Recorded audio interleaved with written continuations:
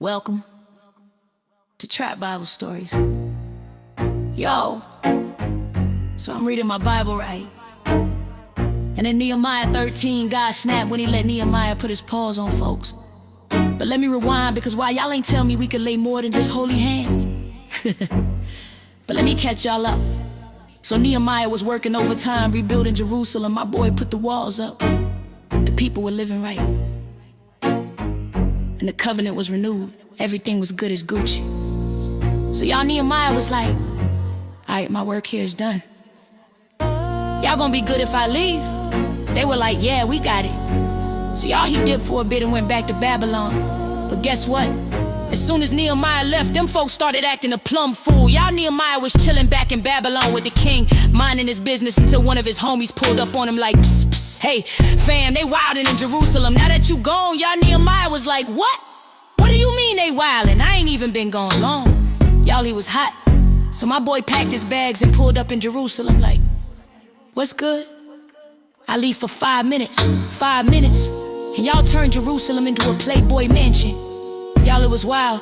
First of all, Tobiah, one of God's ops, was living in the temple. Let me repeat, living, not visiting. Y'all, this man had moved in with his U-Haul parked outside and his feet up on the sacred furniture. Nehemiah was like, not y'all got our enemy in God's house like it's an Airbnb. The audacity. So y'all, Nehemiah did what any logical person would do. In 2026, he grabbed Tobiah's stuff and tossed it out. I'm talking Uncle Phil throwing Jazz Jeff levels of tossing. Y'all, furniture, bags, plates, all of it, by Felicia. And the Levites, who were the temple workers, had quit because nobody was paying their tithes anymore. Y'all, they was so broke, they had to get side hustles working in the fields just to eat. Nehemiah was like, and not y'all letting the church staff starve? What the faith? Is y'all cool? Oh, and y'all, it gets worse.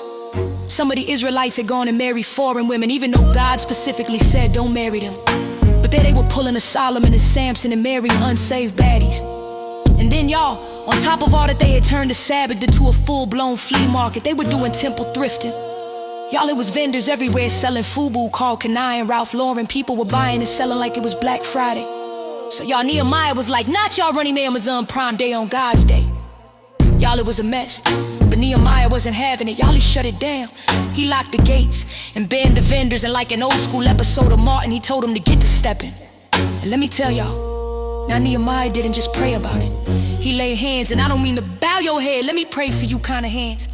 No, Nehemiah was pulling hair and throwing hands. He said, oh, y'all wanna act up? Bet we can act up together. So nope, Jesus wasn't the only one laying hands in the temple.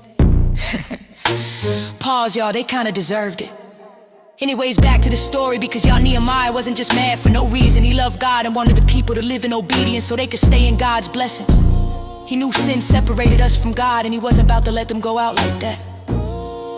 Anyways, moral of the story, when someone takes the time to get you in alignment with God, don't run back and invite the same people a mess sent to kill you. Moral number 2, it's okay to knuck if you buck when people disrespect and desecrate God's house. Spiritually speaking, of course, maybe. Moral number 3, sometimes God calls you to clean house, not just in the temple, but in your own life. So stop letting your Tobiah camp out where God belongs. Anyways, now go read it for yourself.